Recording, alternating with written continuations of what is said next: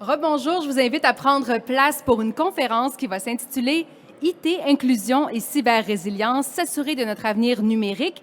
In English, IT, inclusion and cyber resilience, securing our digital future. If you speak English, you want to hear it in English, just listen to Channel 14 or Canal 13 en français. Je vous présente Fatia Zegoudi, CEO, et Emeline Manson. Bonjour à toutes Merci. et à tous. Bienvenue dans ce panel où on va parler un petit peu de notre parcours. Ça va être en fait une conversation entre deux copines. Voilà, on fait quelque chose de très informel et on va raconter un petit peu notre expérience, comment on voit les choses, qu'est-ce qui nous a fait venir à ce domaine qui est la cybersécurité. Donc, bienvenue dans notre vie, j'ai envie de dire. Voilà, vous allez peut-être apprendre à mieux nous connaître et je pense qu'à la fin de la session, vous allez dire « Ah, ok, je ne pensais pas qu'elles avaient cette expérience, cette carrière ou cette manière de voir les choses. » Je te laisse te présenter rapidement. Juste avant, oh mon Pas Dieu. rapidement d'ailleurs. Ouais, non, pas rapidement. Pas du tout. Mais déjà, comment on s'est rencontrés, toi et moi? Ça fait 1 an, quasiment, jour pour jour. Exactement, ça fait 1 an, on s'est rencontrés au InCyber Forum, édition numéro 1. J'étais dans ton panel où on a parlé des talents, de la pénurie de talents que pouvait avoir le monde. On parle de plus de 3,5 millions de manque de talents. Donc c'est un sujet hyper intéressant. Et Emeline, avec son talent, il faut le dire, elle a du talent. Elle a réussi à animer ce panel de manière exceptionnelle. On a soulevé pas mal de difficultés. On a aussi surtout essayé de trouver des solutions. Et bon, je ne sais pas si on a changé le monde depuis, si on a résolu ce problème-là ou pas. Mais en tout cas, on a fait de notre mieux pour soulever certaines problématiques et mieux comprendre les enjeux. Et je pense en toute honnêteté qu'il y a encore du chemin à faire. Là, il y a le CyberCap. Je ne sais pas si vous avez pu voir à l'extérieur. Et d'ailleurs, je vous invite, parce que je ne sais pas si les visiteurs le savent, mais il faut savoir que le CyberCap, le parcours qui est dédié aux jeunes, est aussi accessible pour les visiteurs du salon. Et c'est hyper intéressant. Accessible donc pour les jeunes et pour les vieux. Voilà. Mais je me souviens l'année dernière au panel, moi ça m'a marqué, déjà parce que tu y étais, mais aussi parce que c'était mon premier panel que j'animais et j'ai débordé de mon temps. Et c'est pas le fun de voir pas des animateurs, mais les organisateurs vous faire, genre c'est fini, vous avez plus de temps. On était vraiment au bout du temps, mais c'était une belle expérience. Pour me présenter rapidement, et pas trop rapidement, t'as dit? Non, vraiment pas rapidement du tout. On prend notre temps. Take our time. On est vraiment relax. On est en fin de journée. On prend notre temps. Je suis plein de choses. On est toujours plein de choses. Donc, je suis une femme, je suis une conjointe, je suis une sœur, la fille de mes parents. Je suis une tati aussi parce que mon petit frère a eu un bébé. Donc, c'est un de mes chapeaux. Et je suis également entrepreneur. Depuis 3 ans, j'ai mon entreprise. Et mon entreprise se spécialise uniquement au niveau de l'humain en cybersécurité, dans le sens où on peut avoir le meilleur système informatique en place si notre humain n'est pas sensibilisé. Il continue de cliquer partout, il continue d'envoyer des courriels tout croche, d'avoir des mots de passe, c'est le nom de son chien, et ainsi de suite. Donc nous, ce qu'on fait, c'est qu'on offre de la formation et on se dédie exclusivement à ça. On disait justement, moi, j'animais un panel ce matin en disant qu'on ne peut pas être expert en tout, malheureusement. Donc c'est ce que je fais dans la vie, c'est ce qui me passionne. Puis on va parler de reconversion justement un petit peu plus tard. De ton côté, qui es-tu? Que fais-tu? Qui je suis? Qui suis-je? Telle est la question. Suis être ou ne pas être? Non, alors... Donc, je suis Fatia Zegoudi, je suis CEO de SciSafe Consulting. C'est un cabinet en cybersécurité que j'ai cofondé en 2021, donc il va bientôt avoir 2 ans. Et l'objectif, c'est que nous, on accompagne les entreprises de toute taille, surtout les plus petites, surtout celles qui ne sont pas écoutées, qui ont un peu plus de difficultés avec la cybersécurité, à mieux les accompagner, à trouver des solutions concrètes, à parler leur langage surtout, qui prennent aussi le pli à se dire « Ok, on n'a rien compris à la cybersécurité, mais nous, on est en train de décoder et leur faciliter et surtout leur faire prendre conscience de l'enjeu qu'est la cybersécurité. Il faut que en fait, j'ai l'impression limite que c'est un grand mot, voire limite un gros mot. Dès qu'on dit cybersécurité, tout le monde se braque et dit « Waouh, ouh, ça fait peur. » Non, non, ça ne fait pas peur. En tout cas, du moins, nous, on est du bon côté de la cybersécurité. On est des cyberdéfenseurs. On n'est pas des méchants. On n'est pas les méchants. On est à la Blue Team. Et donc voilà. Donc je pense que, comme elle l'a dit, Emeline, toutes les deux, on n'est pas initialement dans ce secteur-là. On a été, on va dire, on a plongé dedans. Et on est issu de la reconversion. Et j'aimerais bien que tu nous racontes ce que tu faisais avant d'être chez Cyclic. Cyclic, pardon. C'est drôle comme les Français, ils ont tendance à tout angliciser. Hein. Je précise qu'Emeline est française, d'accord. C'est une Québécoise d'adoption. Ce n'est pas... J'ai rétabli la vérité parce que j'ai l'impression que tu as oublié. Hein. Mais tu sais, pour le bénéfice de tout le monde, moi, oui, je suis française sur mes papiers, quoique maintenant j'ai ma double nationalité. Mais je me sens pas française parce que moi, j'ai grandi aux Antilles. Ah. J'ai grandi à Saint-Martin, donc... Oh, la chance. C'était très difficile, il faisait chaud toute l'année, c'était vraiment horrible. Sable fin. Ah ouais, la mer, l'eau turquoise, Ah ouais, horrible, c'est désagréable, tellement désagréable. Ouais, je comprends. Donc moi, je suis arrivée au Québec à 17 ans et je suis arrivée pour mes études. J'ai fait un bac en criminologie. Moi, je voulais être NCIS, laboratoire, enquête scientifique, jouer avec tout ça. Et finalement, la crimino au Québec n'a rien à voir. C'est beaucoup plus un psychologue pour criminels. Et encore, j'exagère, mais on est beaucoup dans l'intervention, on est beaucoup dans la réadaptation sociale. Donc, on a des humains qui ont commis des crimes et on va les réinsérer, les réadapter socialement dans la société. Donc, j'ai quand même été au bout de mes études. Je me suis spécialisée plus en toxicomanie, en itinérance. Et donc, tout ça n'a absolument rien à voir avec la cybersécurité, on s'entend. Et j'ai travaillé longtemps dans plein d'organismes communautaires à Montréal. Je me suis beaucoup promenée, quitte à même travailler de nuit. Donc, on voit des choses pas mal rock'n'roll de nuit dans les villes, dans les rues de Montréal. Et j'ai voulu retourner à l'école. J'ai voulu sortir de l'intervention parce que c'était rough quand même. Donc, je suis retournée à l'école et j'ai fait un certificat en cyber-enquête à Polytechnique Montréal. C'est là que la cyber est rentrée dans ma vie. Je me suis dit, oh, c'est trop bien le crime sur Internet. Je suis ce genre de personne un peu bizarre. Et j'ai tellement aimé ça, mon certificat en cyber, que j'y enseigne aujourd'hui. J'enseigne à Polytechnique, j'ai un cours ce soir. J'ai un cours le vendredi soir aussi, de 19h à 22h. C'est vraiment rough pour la vie sociale, mais le reste du temps, ça va très bien. T'es courageuse quand même. Hein. Tu donnes de ton temps. On travaille fort, mais c'est la relève. Ah oui, je suis c'est d'accord. le futur. Je suis d'accord. Et je travaille dans le domaine bancaire aussi. Je travaillais à la Banque nationale au niveau des fraudes, au niveau des enquêtes. Donc là, j'avais des clients qui fraudaient, j'avais des clients qui se faisaient frauder. Et je me disais, mais j'avais tellement de clients qui se faisaient prendre, ça venait me chercher. Je me disais, mais pourquoi ils ont cliqué à cet endroit-là? Pourquoi ils ont communiqué cette information? Il faut les sensibiliser à tout prix.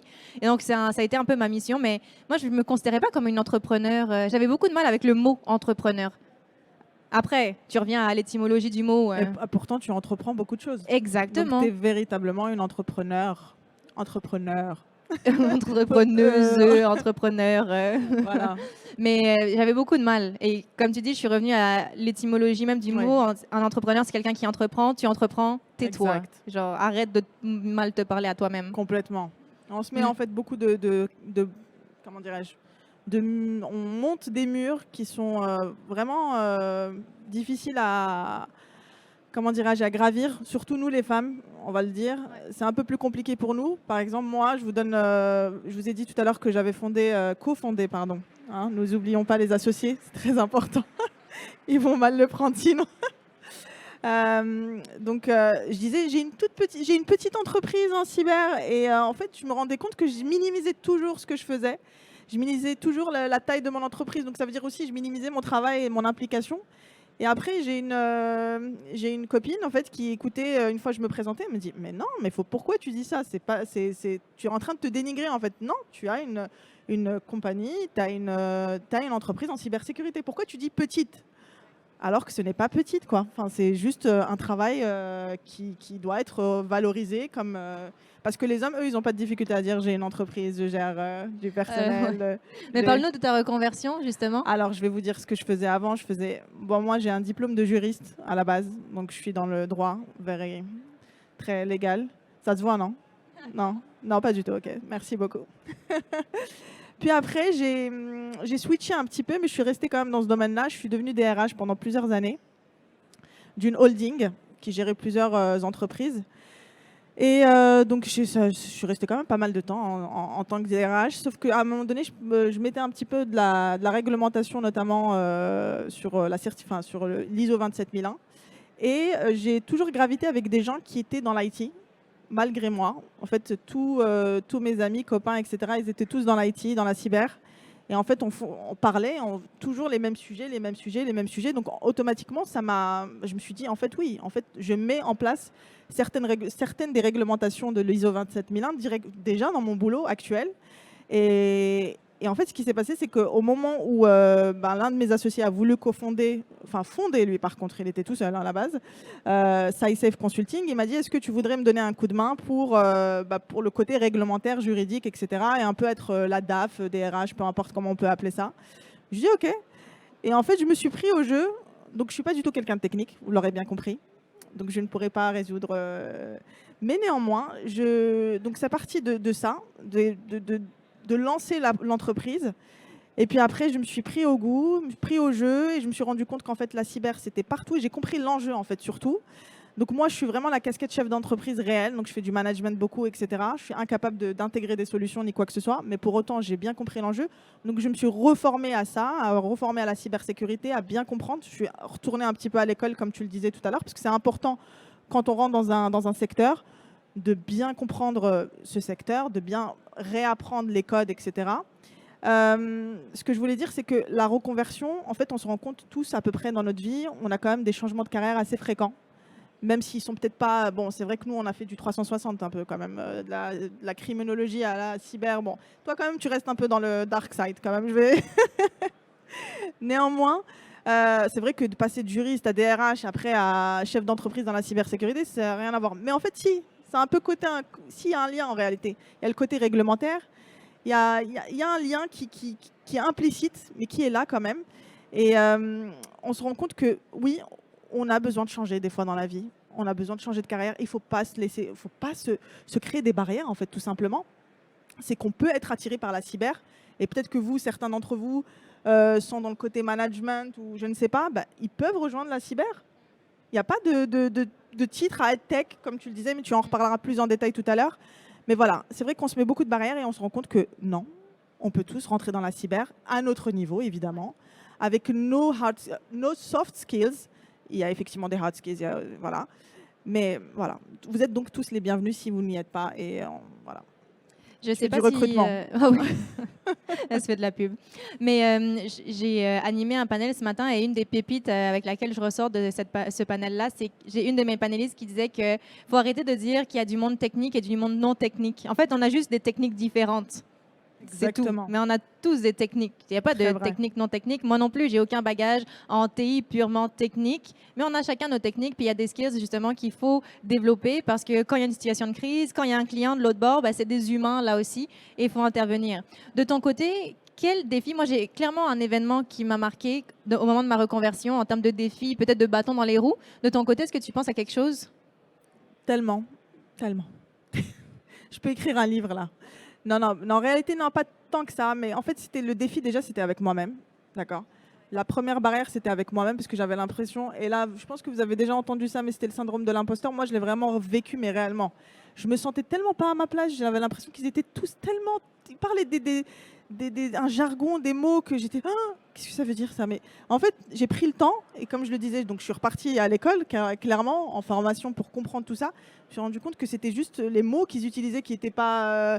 Mais en fait, une fois que c'est déchiffré, c'est tout à fait simple. Et c'est pour ça que nous, je disais, l'offre s'adresse à un public qui ne comprend pas les enjeux de la cybersécurité, parce que moi, mon principal objectif, c'est de la démystifier et de la rendre accessible.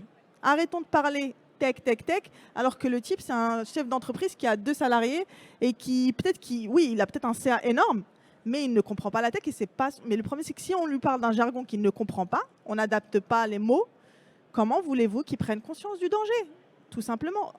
Donc, pour revenir à ta question, puisque je me suis un peu débordée, je dirais que en fait, il y en a eu tellement et pas, mais donc le premier c'est moi-même, donc comme je le disais, et le deuxième peut-être c'était aussi le côté où il n'y avait pas beaucoup de femmes et vraiment c'était quand je rentrais dans des réunions, dans des CA ou dans des choses un peu et je me disais et en plus on me regardait assez de haut donc c'était un peu compliqué. Moi j'étais tout à fait honnête, je disais moi je suis pas tech et donc dès le moment où je disais que j'étais pas tech en plus, donc on me prenait encore plus de haut et ça arrive encore aujourd'hui, figurez-vous.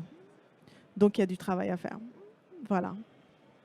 Moi, au moment de ma reconversion, c'est pas tant sur les capacités techniques que j'ai été challengée, mais Moi, j'ai travaillé beaucoup dans le communautaire à la toute base. Puis c'est un monde à part. Et quand j'ai voulu passer au corpo, c'est là qu'on m'a mis un petit peu plus des bâtons dans les roues. Et je me souviens d'une personne qui m'avait un peu découragée. Et je trouve ça dommage parce que je pense qu'on devrait plus encourager les gens dans cette direction-là. Mais c'était un moment où je postulais à un poste justement à la banque. Je ne l'avais pas encore, mais c'était un poste de lutte au blanchiment d'argent. Donc c'est quand même beaucoup de la cyber parce que tu enquêtes, tu as des transactions, mais tu dois quand même regarder ce qu'il y en est. Et la personne m'avait dit, Emeline, tu n'auras jamais ce poste-là. Commence par du service à la clientèle dans une banque. Tu iras jamais à ce niveau-là. Si tu n'es même pas capable de faire tes impôts par toi-même, laisse faire, tu seras pas c'est pas un poste pour toi. Cette personne est devenue ensuite ma gestionnaire. Sympa. Et je l'aime énormément, je l'aime d'amour, mais... Actuellement, c'est ta gestionnaire? Non, à l'époque. À l'époque, ok. ouais, exact.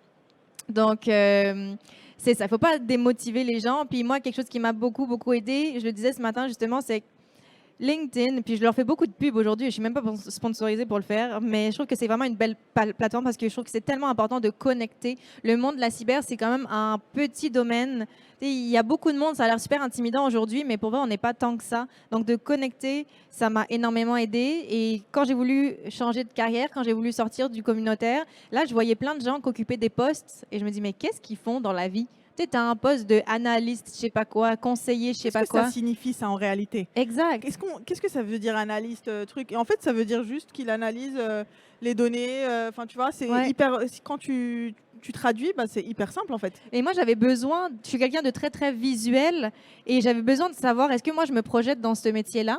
Donc, moi, j'étais au culot, j'ai juste envoyé plein de messages à plein de gens. Pour vrai, je me suis posée un après-midi dans un café, à me brancher sur du Wi-Fi gratuit et public à l'époque, ce que je ne ferais plus aujourd'hui. Surtout pas. Et j'ai envoyé une centaine. Pour vrai, j'ai dû envoyer 500 messages à plein de gens en disant, mais tu sais, j'ai rien à vendre, moi, je veux juste savoir ce que tu fais, ton titre dans ton day-to-day, à quoi ça ressemble. Et il y a plein de gens qui m'ont ignoré, bien sûr, il y en aura toujours. Il y a des gens qui m'ont répondu, j'ai été prendre des cafés avec des gens et sans le savoir, j'ai parlé avec mes futurs boss que je le savais même pas. Donc ça, c'est une des recommandations que je donnerais, c'est de demander, parce que quand on demande, on a 50% de chance d'avoir un non. Mais si je ne demande pas, je garde la réponse pour moi, puis c'est sûr que j'ai 100% de chance d'avoir un non. Donc, si on est plus dans le volet, qu'est-ce que je donnerais comme Q dans une option de reconversion ou de s'intéresser un peu plus à la cyber? De mon point de vue, vraiment, c'est le réseau de contact à 300%. Je suis complètement d'accord. Mm. Tu sais, on n'a pas préparé de questions.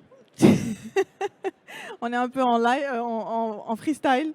Non, mais en réalité, ce que je voudrais savoir, c'est bon, tu as eu des difficultés, tu les as surmontées, mais est-ce que tu as ressenti des choses particulières par rapport à ce que tu sois femme? Est-ce qu'on t'a eu plus de barrières ou de complexité, même si, voilà, en soi, est-ce que tu as ressenti quelque chose en disant, ouais, peut-être que si j'aurais été un homme, j'aurais peut-être pas eu ça ou j'aurais pas peut-être vécu ça, enfin, voilà. Très, très, très honnêtement, moi, j'ai le sentiment plus que ça m'a aidée. Bizarrement. Très bien. Puisque je ne suis pas dans un domaine... quand on me dit « tu es en tech », moi je dis « non, moi je ne suis pas en tech ». Je ne m'associe pas à ça. Moi je reste dans l'humain, je reste dans la vulgarisation, dans la formation de mes humains, des employés en entreprise, nos parents, nos enfants.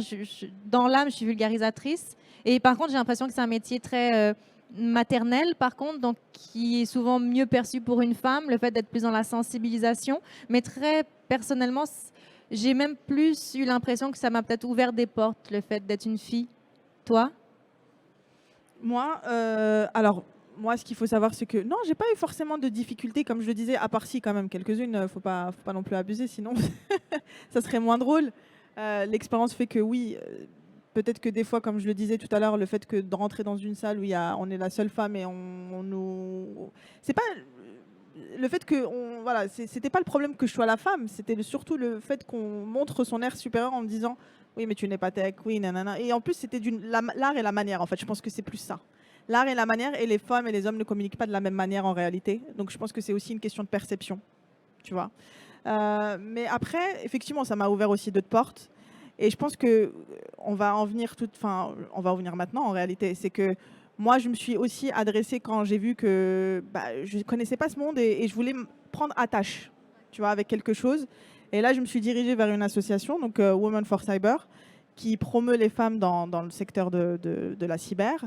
On promeut l'inclusion, la diversité, etc. Et on veut vraiment qu'il y ait un vivier de talent, surtout pour les jeunes femmes ou les femmes en reconversion, comme moi. Et donc, du coup, pour moi, c'était, OK, il n'y a pas beaucoup de femmes, certes, mais il y en a. Et il y en a quand même pas mal, parce qu'en réalité, on a tous les profils. Et là, on peut se référer et avoir une représentativité de ce qu'on veut faire. Et là, je me suis retrouvée, je me suis dit, mais en fait, il y en a pas mal. En fait, on est toutes là. Et donc, du coup, c'était sympa parce que j'ai rejoint un groupe. Et là, par contre, c'est vraiment sympa parce qu'on se sent moins seul déjà d'une. On apprend beaucoup les unes des autres. On a des projets complètement, franchement fantastiques parce qu'on travaille sur le terrain avec le programme de mentorat où on veut vraiment qu'il y ait un échange entre le mentoré et le mentor et qu'il y ait quelque chose à gagner derrière. On a des bourses pour les femmes qui se lancent. Donc tout ça, c'est là où tu vois le côté associatif, parce qu'on est bénévole, hein, faut juste préciser. Et là, on se rend compte que, OK, j'ai peut-être des mauvaises journées, peut-être que c'est dur des fois de faire, mais après, derrière, quand on voit des jeunes filles qui sont là, qui disent « Waouh, j'aime beaucoup votre parcours » et qui ne jugent pas et qui sont plus... bah, je me dis, j'ai réussi en fait. C'est ça ma réussite. C'est quand j'ai le feedback des gens. Quand les gens ils me disent « Tu es un exemple pour moi », j'ai reçu des trucs où ils me disaient, j'ai limite les larmes aux yeux tellement ça m'émeut parce que je me dis je suis un exemple pour personne à part que je fais les choses avec le cœur. Pardon, c'est assez affolant. Mais waouh, je pensais pas que j'allais être émotif, c'est nouveau. Mais en tout cas, oui, ça me touche parce que c'est quelque chose que je fais avec le cœur et que pour moi, pardon, je vais reprendre mon souffle.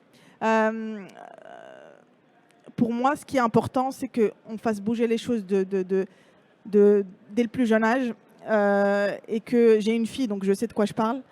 Le fait que j'ai une fille, c'est peut-être aussi beaucoup plus touchant pour moi parce que je me dis que c'est la relève et qu'il faut qu'on s'entraide entre nous.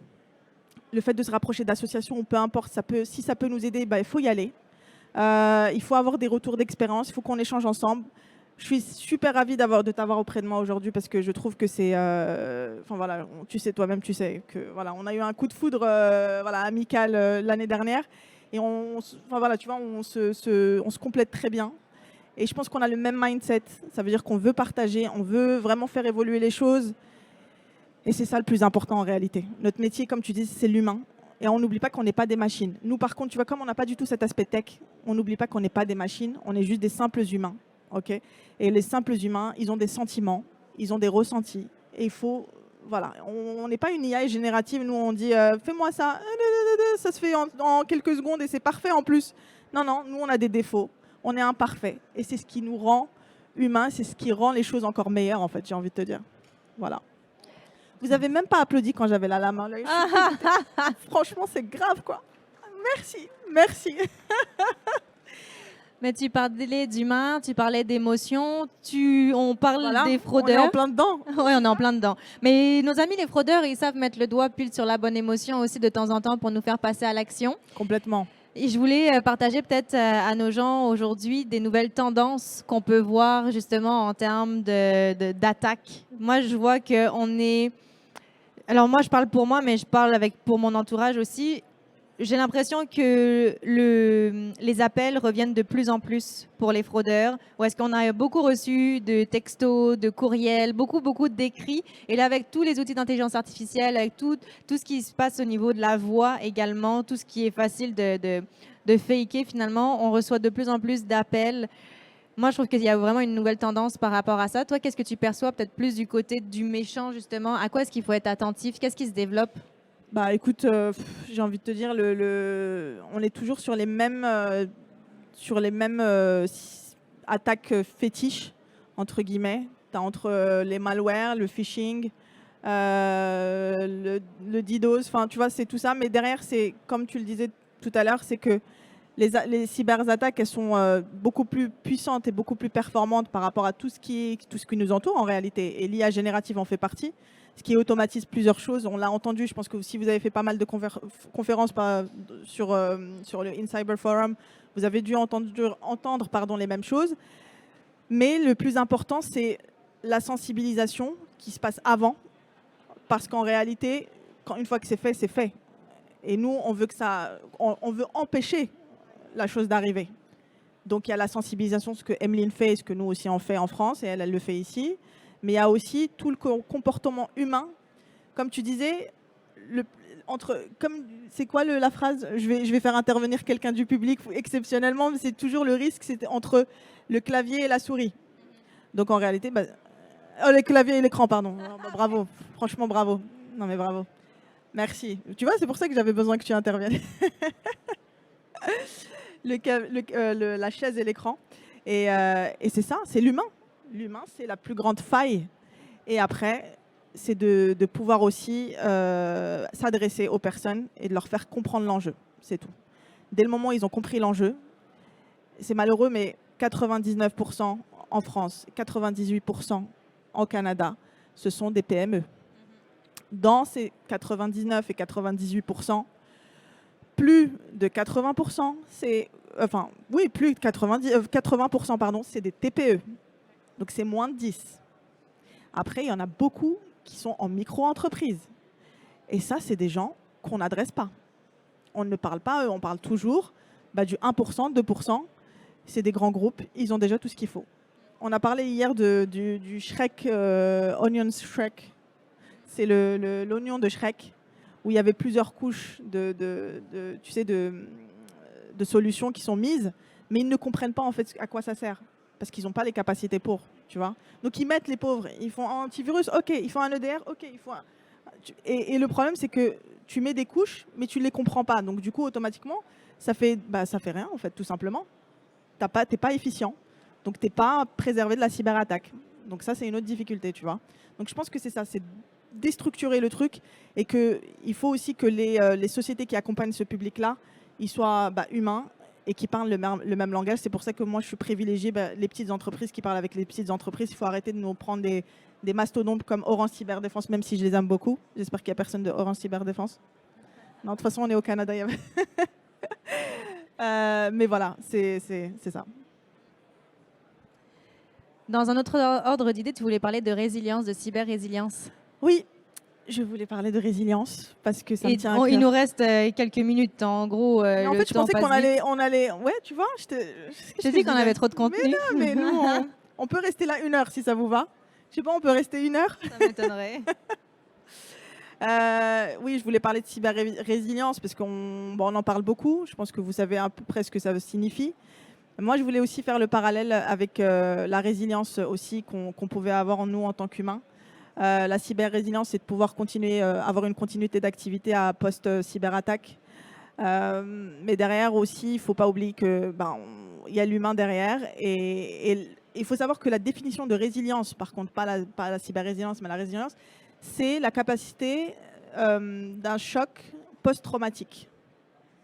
C'est de pouvoir, en fait, je pense que rebondir suite à un choc post-traumatique. Sauf qu'on se rend compte que, comme on est des humains, comme on est imparfait, on a des parcours de vie complètement différents et on peut avoir des chocs dans notre vie. Et ça peut pas être des grands chocs, hein, c'est pas forcément quelque chose de terrible, etc. Mais on a tellement de choses à gérer. Comme le disait Emeline en début, elle est conjointe, elle est chef d'entreprise, elle est enseignante, elle est tellement de choses à la fois que, oui, effectivement, ça fait beaucoup de choses. Et donc, du coup, de gérer tout ça, je veux dire, c'est hyper compliqué. Mais pourtant, il faut maintenir la barque, faut tenir la barre. Et surtout, il faut se dire qu'il faut que je continue parce qu'en fait, j'ai des équipes derrière. Donc, tu as ta fille qui est malade. Tu ne peux pas l'emmener à l'école, mais il faut que tu ailles bosser parce qu'en fait, tu as des équipes derrière. Tu as ton chiffre d'affaires, il faut que tu l'atteignes, le chiffre d'affaires. Il faut que tu aies des clients parce qu'il faut faire de la prospection. Il faut aussi, si tu es enseignante, il faut que tu ailles enseigner, même si tu es malade. Parce que si tu es... Bref, donc tellement de choses à gérer. Donc pour moi, la résilience personnelle, c'est la chose la plus importante. Donc moi, je fais beaucoup le parallèle entre la cyber-résilience et la résilience personnelle.